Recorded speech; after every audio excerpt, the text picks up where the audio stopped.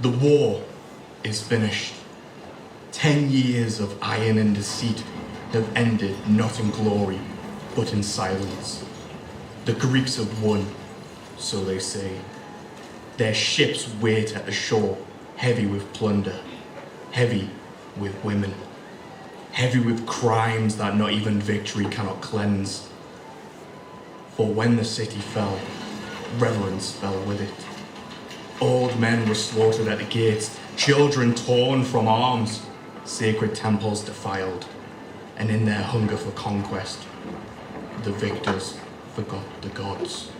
Hecuba, once queen of Troy, now seated on the bare earth, crowned with nothing but grief. She ruled beside kings, now waits to be divided like property, a prize of war. In her body lives the history of this city. In her voice, the echo of every mother who has lost a child. Every woman stripped of a name and future. She does not carry a sword. She commands no army.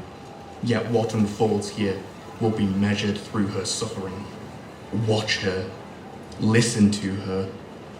For through Hecuba, Troy will speak one last time. Not of heroes, not of honor, but what a war leaves behind when the shouting ends. And if anyone wishes to look upon this happy woman, here is Hecuba, lying in front of the entrance, shedding many tears for many reasons. She is unaware that her daughter, Polysena, has been killed in a pitiful sacrifice at Achilles' tomb. Priam and her children are no more. As for the virgin Cassandra, whom Lord Apollo left mad, Agamemnon will abandon piety and the wish of the god and bed her false in an unlawful marriage. Dear city with your finely squared towers, you that were once happy, fare you well. If Pallas, the daughter of Zeus, had not destroyed you, you would still be standing on your foundations.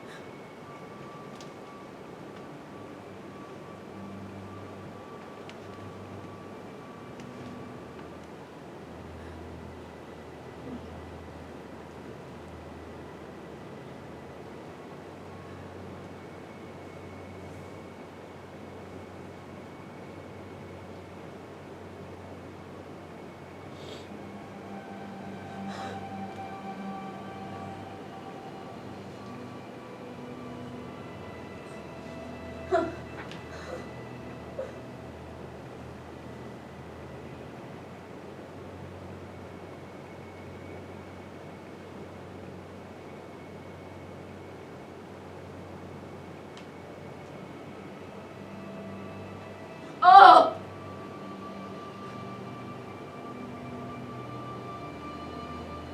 Oh! Unhappy women! Lift your head and your neck from the ground. This is no longer Troy. We are no longer Troy's queen. Fortune has veered round. Endure it. Sail on a sensible course, sail as fits your fortune. But do not set the prow of life's ship against the swell as chance steers your voyage. Alas! What What is there here that I do not mourn in my misery? Country, children, husband, all are gone! Oh, the surpassing grandeur of my ancestors now cast down. So you were nothing then!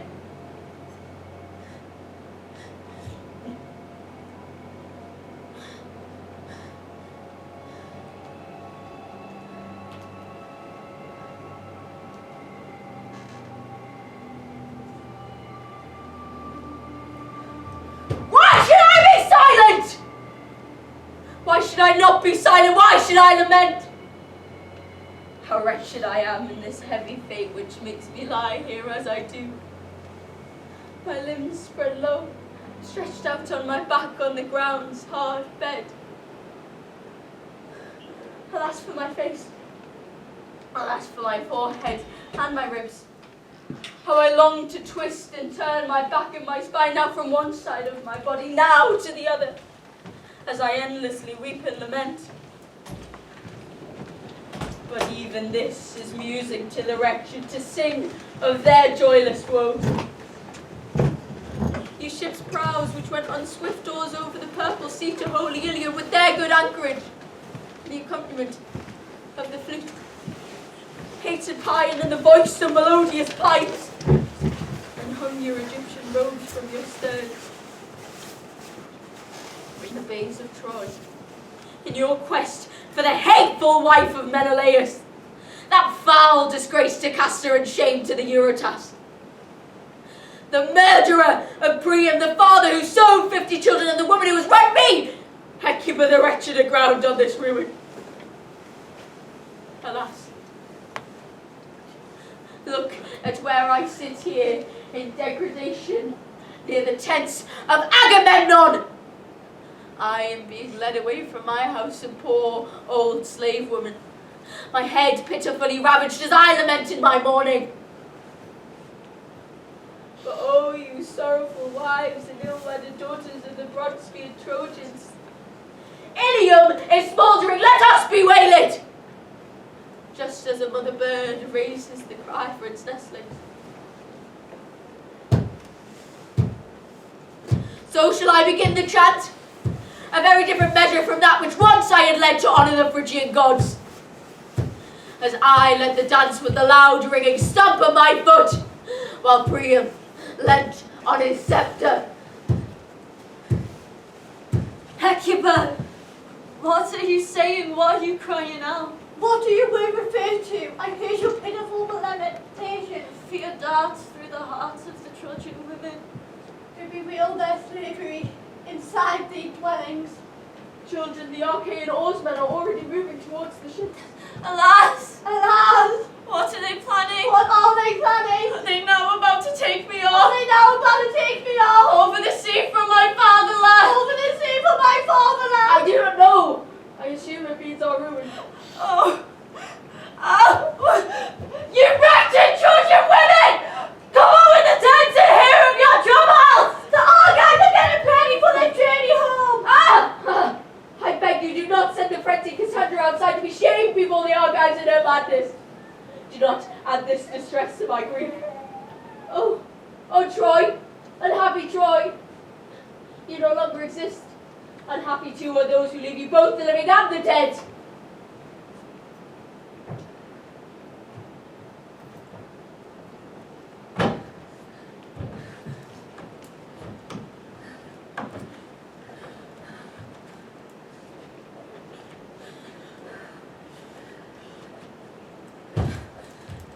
Alas, I have come trembling out the tents of Agamemnon to hear you, my queen.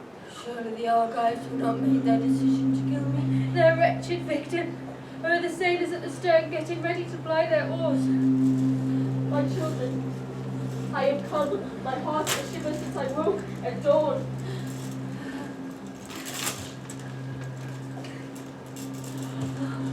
Has the herald of the Greeks come already? To whom have I been allocated to as a wretched slave? I think the drawing of your lots will be soon. Oh! Which Argive with Vivian or Islander would leave my his land. Alas! Alas! And who will own me? Miserable old woman that I am. Where on earth shall I live as a slave? Like a drone, Hecuba the wretched, corpse-like, the image of the fleeting dead. Alas, I who kept guard at a front door or nanny children, I who held the privileges of Troy.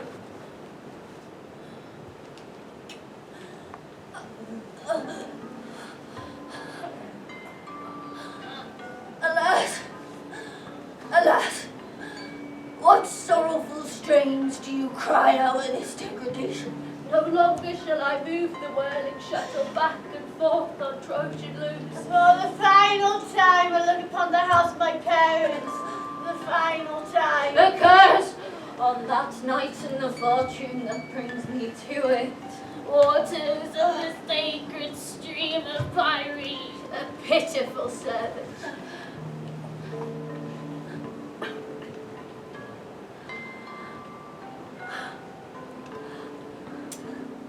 If only we could go to the blessed and famous land of Lycia. But not. No, not to the swirling waters of the Eurotas. And Helen's hateful dwelling where I shall encounter Menelaus as his slave. The man who sank Troy. I have heard it said that the holy land of Peneus, the lovely plain at Olympus's base, abounds of wealth and generous fertility. To go there is my second choice. To the holy and sacred land of Theseus. And I hear that Hephaestus' land, Mother of the mountains of Sicily. the land of Etna across the sea from Carthage, and famous for its excellent gardens. As is the land near the Ionian Sea, that Crathis, loveliest of rivers. With sails the hair to restless. And sacred streams. Nurturing and giving its blessings to a country of fine men. But look, here comes the herald of the Greeks who dispenses good news. How quickly he walks. Oh, what news does he bring? What does he say?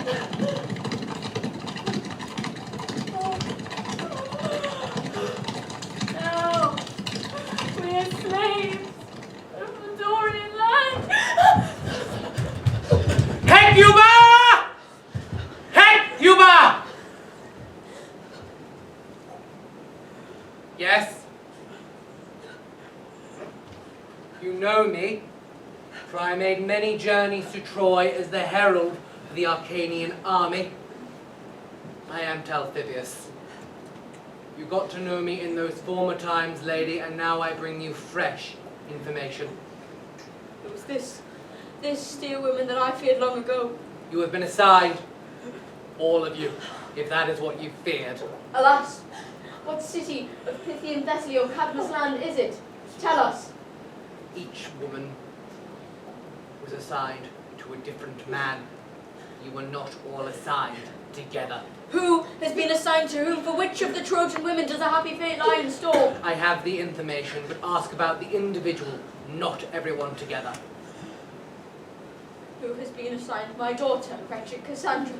Tell me. King Agamemnon took her. There was no ballot for her. To be a slave to his Spartan wife? I cry, alas! No. To be a bride in clandestine union. What? The maiden of Phoebus, whom the golden-haired god gave as her gift, a life free from marriage. Love for the god-inspired girl pierced Agamemnon's heart. My child, throw down the holy branches and fling from your body the sacred garments that bedeck you. Indeed. After all, isn't it a grand prize to win a royal bed? And what of my youngest daughter whom you took from me? Where is she? Do you speak of Polysena, or who do you ask of? Yes, Polysena. To whom has the lot joined her? She has been assigned to Achilles' tomb as an attendant. Oh, my sorrow! So I bore her to attend a grave? What custom or right of the Greeks is this, my friend? Count your daughter happy, all is well with her. What is this you say? Tell me, does she look upon the light of day? Her fate has laid its hands upon her. She is free from trouble. What of the wife of Hector, skilled in arms, wretched Andromache? What is happening to her? The son of Achilles has taken her. There was no ballot for her. And I, who need a stick for my aged hand as a third leg, who am I to serve? Odysseus, king of Ithaca, has taken you as his slave in the lot. Oh! Oh! Beat your short head! Tear your two cheeks with your nails. Oh, woe is me! I have been assigned to a foul man of trickery, an enemy of justice, a lawless monster who turns everything inside out and then back again with his double tongue, turning men to hatred of what they once held dear. Weep for me, Trojan women! An evil fate has destroyed me, all is over for me! I, who have met with the most unhappy allocation of all.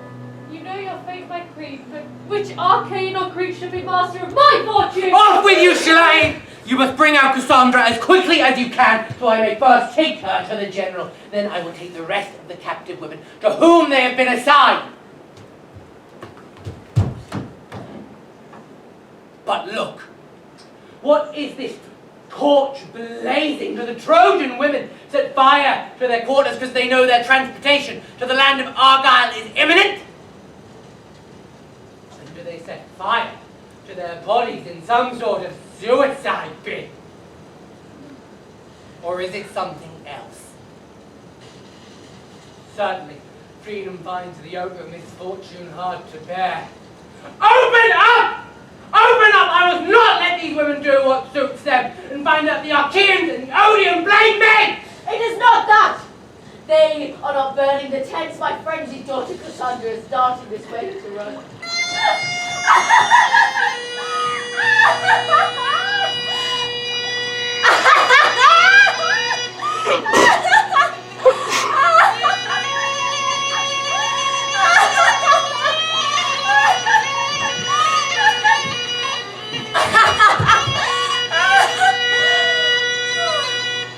Halt! Up the fire. Display it. Bring it here. I, her revenant, look upon me, look to these temples with my torches. O Lord Hymenaeus, happy is the bridegroom. Happy am I in my coming marriage to a king in Argos. Hymen, O Hymenaeus, Lord. For you, mother, go on mourning my dead father into your fatherland with tears and laments, while I light up the blaze of my torch with a gleaming radiance for my marriage. Giving light to you, O Hymenaeus, giving light to you, O Hecate, as is the custom when maidens wed. Swing your foot high and lead the dance. Lead it! As for my father's happiest fortunes, holy is the dance. Lead it, Phoebus. It is in your temple that I make sacrifice, crowned with a garland of bay. Hymen, O Hymenaeus, Lord. Dance! Mother, lead the dance. Twirl your feet this way and that. Join with me happily as I move mine. I'll sound out the wedding song in honor of the bride, with songs and shouts of blessings. Come, O daughters of the Phrygians, with your lovely dresses. Sing of the husband who is fated to share my marriage bed. Speak to the frenzied Cassandra before her nimble dancing brings her among the Argive soldiers. Hephaestus, you hold up a torch when mortals marry, but it is a torch of woe that you kindle here, and far from what my high hopes pictured. My child, I never thought that you would be married at a spear point, let alone an Argive one. Give me the torch. It is wrong that you should carry it as you dart about in your frenzy. You have not been brought to sanity by your misfortunes, but you are still the same as before. Take the torches inside you, Trojan women, and give your tears in place of this girl's wedding songs. Mother, deck my victorious head with garlands and rejoice in my marriage to a king. Escort me, and if I seem less than eager to you, push me along by force. For if Laius exists, Agamemnon, the famous lord of the Achaeans, will marry me in a union more disastrous than Helen's. Yes, for I shall kill him, and I shall lay waste to his house in revenge for my brothers and my father. But I shall say no more of that. I shall not sing of the axe which will cut into my neck and others' necks as well, and the agonies of matricide to which my marriage will lead, and the ruin of the house of Atricus. No, I shall show that our city here is happier than the Achaeans. I may have the god in me, but nevertheless, I shall stand outside my frenzy to say this much. In their hunt for Helen, the Greeks lost countless men, because of one woman, one love affair. In a hateful cause, their clever general killed what was dearest to him, sacrificing for his brother his delight in children in his house for the sake of a woman. And that woman who had not been carried off by force. No, she went willingly. Then, after they came to the banks of Scamander, they died one by one. Though they were being stripped of no boundary lands, nor their native country with its high towers. And those whom the war god took never saw their children again. They were not shrouded in robes by their wives' arms, but they lie in a foreign land. And it was a similar story back at home. The wives died as widows.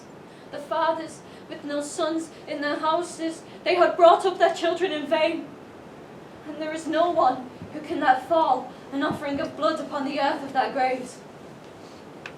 Yes, this is the praise their army deserves. It is better to say nothing of the shameful deeds.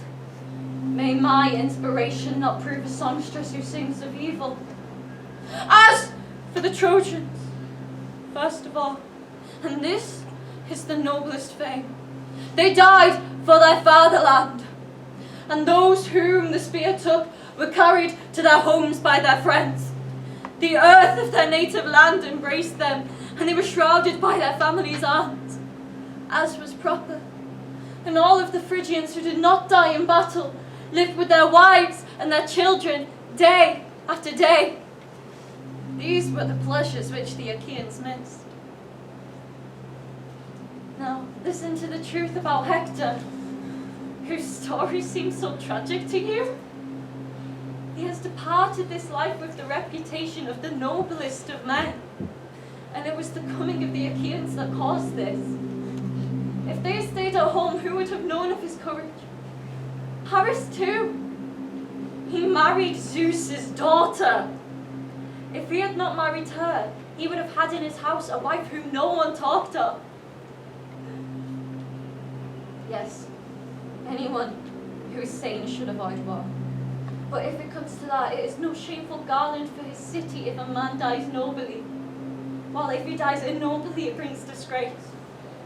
For these reasons, mother, you must not feel pity for our land or for my marriage. For by this union, I shall destroy my bitterest enemies and yours. How happily you smile at your family catastrophe. You sing of things which were perhaps thought to be less obscure than when you sang them. If Apollo himself had not driven you out of your wit and into this frenzy, you would not send my generals from this land with such ill-ordained utterance. No, you would pay for it. I see that the grand and the great, and those renowned for their wisdom, are not much better than the insignificant. For the king of all the Greeks, the beloved son of Archus, to fall in love with this randy woman! I am the poor man right in the floor! You are out of your mind! So I cast your insult of the Phrygians, and you be the prettiest of the winter carrier! Follow me to the ship, you will make a good match for our general, and that's for you! Follow the sons of Lacus when they come to lead you off! You will be a servant to a good woman, as those who come to Ilium tell us.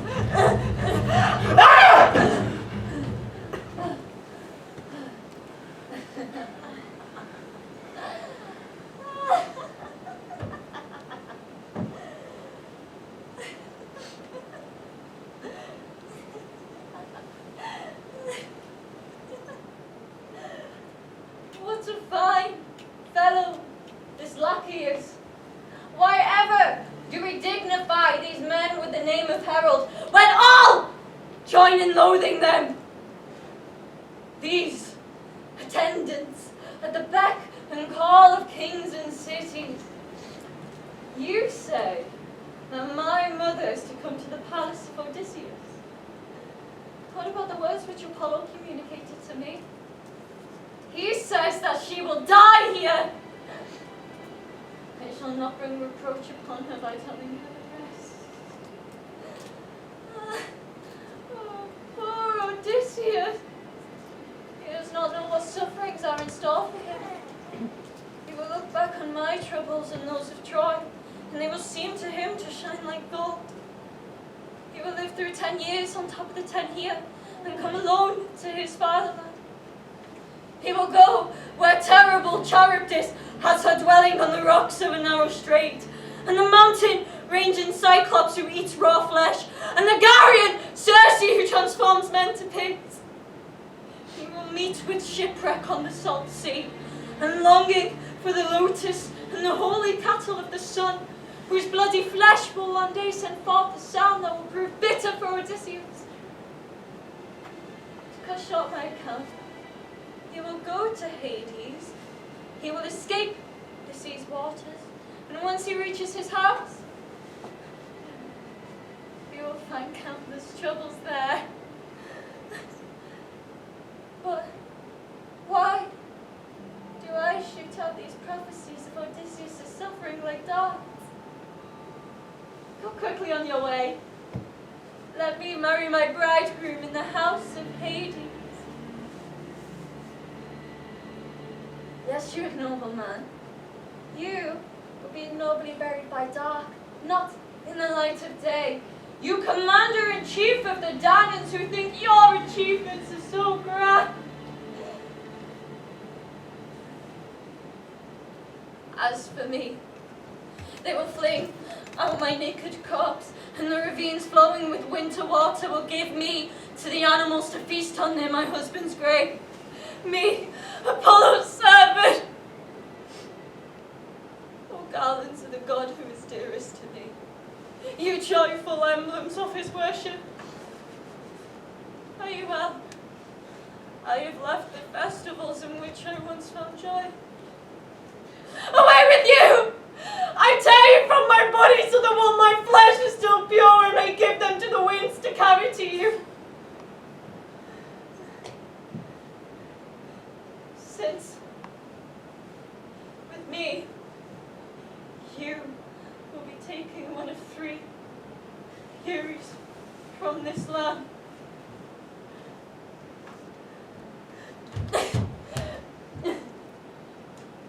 Farewell, my mother. Do not shed a tear. Oh, my dear fatherland. And my brothers beneath the ground, and our Father who begat us, will not be long until you greet me. I shall come amongst the dead as a victor.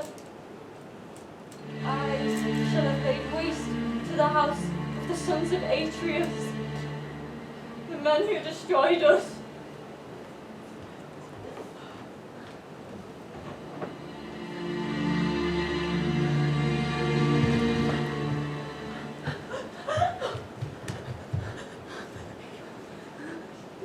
Attendants of ancient Hecuba, do you not see that your mistress has fallen without a word on the ground?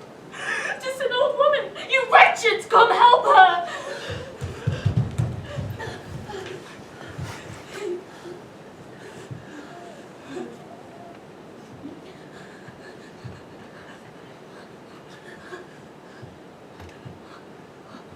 Let me lie, for I have fallen. Unwanted actions are far from welcome, girls. In the face of all I suffer, all I have suffered and all I will go on to suffer, what can I do but fall? Oh, you gods, I know I am invoking fickle allies, but still, it makes some sense to call upon the gods when one of us meets with misfortune.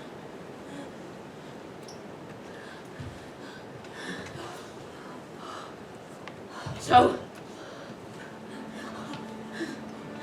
I wish to sing this one